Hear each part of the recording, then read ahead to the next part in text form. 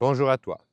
Mon nom est Pascal Borel et je te parle du pied du Jura suisse, où un membre de notre communauté et son épouse m'ont mis à disposition leur forêt privée, tiens-toi bien. Et je suis ici seul, c'est merveilleux. La nature est en pleine explosion de fin de printemps, début d'été. C'est des moments bénis pendant lesquels je peux poser mon esprit sur ce qui a de l'importance pour moi. Je suis dans une quasi-solitude. J'ai des gens qui viennent me visiter régulièrement. Et d'ailleurs, prends contact avec moi si tu veux passer me voir, je t'accueille sous la yourte, je te ferai un bon café cétogène et nous discuterons ensemble. Voilà. J'aimerais, très courte vidéo, j'aimerais remercier Alexandre Jardin. J'aimerais remercier le mouvement des motards français. J'aimerais remercier tous ceux qui ont participé à faire en sorte que la loi ZFE soit abrogée, dilitée, une fois pour toutes. Bien entendu, dans un premier temps, ils avaient commencé par y adjoindre une centaine d'amendements pour pouvoir abroger la loi, mais revenir dessus plus tard afin de mieux enfariner le citoyen français.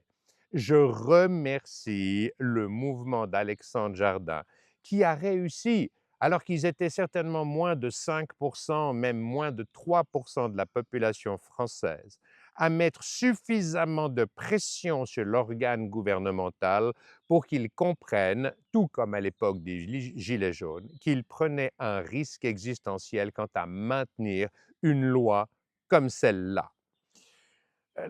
Mais je suis obligé d'enchaîner. Donc, merci à eux, merci à vous tous. Et c'est très intéressant parce que toutes les études montrent que, d'un point de vue historique, depuis les premières civilisations, hein, le Tibre et l'Euphrate, les Égyptiens, les Perses, les Grecs, les Romains, puis nos civilisations modernes, il n'a jamais fallu plus de 3,5% de la population qui est contre quelque chose pour qu'un gouvernement puisse y résister et devoir se plier à la volonté populaire. Dans mon livre mon livre intitulé 2024 que tu trouves sur notre site www.4ovet24.com, eh bien, j'avais noté 5% parce que j'ai pris une marge d'erreur, mais tout le monde me dit 3,5. Donc, toutes les études qui ont été faites, des études qui me viennent en partie de Harvard, de Columbia aux États-Unis, montrent qu'à 3,5% de la population, eh bien, le gouvernement ne résiste pas. Et je suis sûr que le mouvement de Alexandre Jardin contre les ZFE, zones à faible émission, totalisait moins de 3,5% et le gouvernement a été obligé de plier. Et pourquoi est-ce que je te dis ça?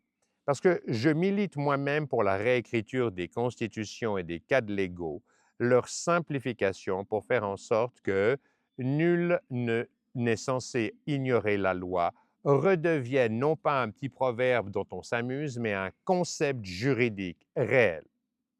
Or, aujourd'hui, tu dois te rendre compte qu'en France, on a des codes législatifs, donc, dont se servent les États pour t'emprisonner quelque part, pour te tenir sous contrôle. Je n'ai pas dit pour t'esclavagiser, parce qu'on n'en est pas là, mais te tenir sous contrôle.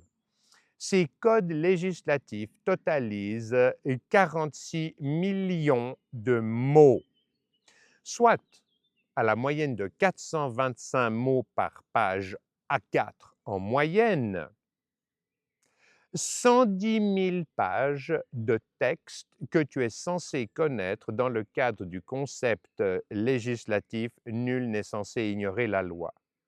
Donc, tu as 110 000 pages de code législatif, soit environ 100 fois la Bible.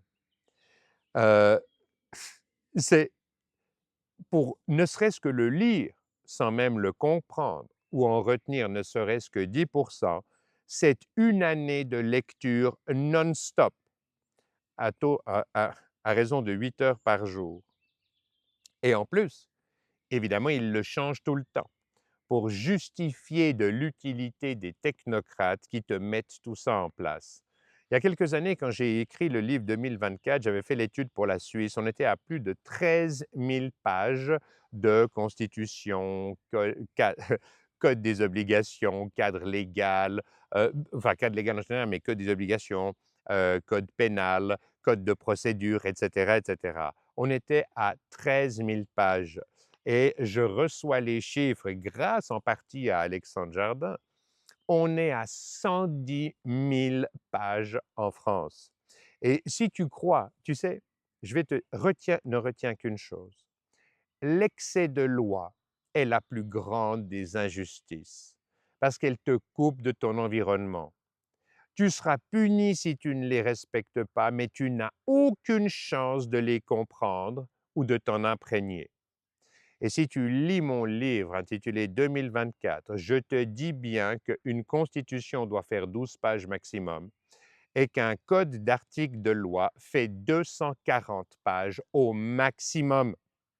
Il est lisible par un enfant de 7 à 10 ans. Et si ce n'est pas lisible par un enfant de 7 à 10 ans, ça ne sert pas ses intérêts, ça ne sert pas l'avenir de l'humanité, ça ne sert pas l'avenir des civilisations.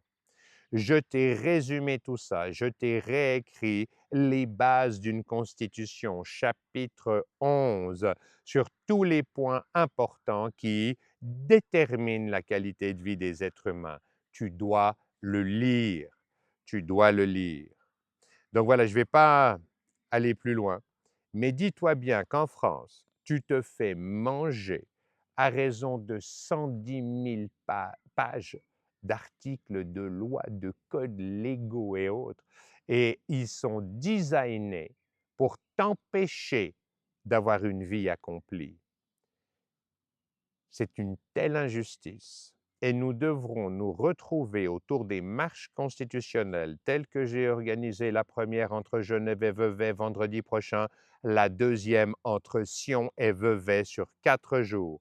C'est une balade, c'est une promenade constitutionnelle sans banderole, sans porte-voix.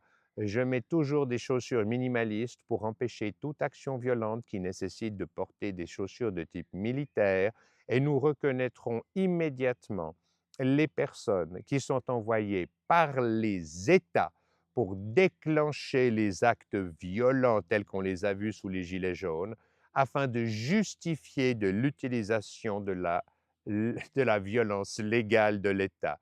Ils le font pour conserver leur pouvoir, tout comme ils déclenchent des guerres. Ils en ont besoin pour créer la discorde, pour créer la division de gens raisonnables qui pourraient s'allier et mettre fin à la dictature des 110 000 pages de codes d'articles de loi que nous sommes censés respecter, que nous ne comprenons pas, qu'aucun professionnel n'est capable de comprendre, mais tu seras puni si tu les enfreins. Donc, ça n'est rien d'autre qu'une épée de Damoclès qu'on te met au-dessus de la tête et qui peut tomber à tout moment sur simple volonté de la dictature démocratique que sont devenues nos démocraties. Nous allons organiser les promenades constitutionnelles et nous allons réécrire les constitutions et le cadre légal dans les termes de ce que je te décris sur www.4ovet24.com. Regarde sur le côté gauche, lis sur le côté droit. Va sur mon livre, commande-le en format papier, lis, imprègne-toi. Ça prend quelques jours, quelques semaines, c'est clair, ça ne se lit pas comme Paris Match, Gala ou Voici. Oui, mais ça te donne la feuille de route qui te sortira une fois pour toutes de l'esclavage dont tu es la victime par les structures de gouvernance actuelles. Je te remercie pour ta bienveillante et aimable attention. Paix à toi. Paix à tous les citoyens de la planète. Peace out.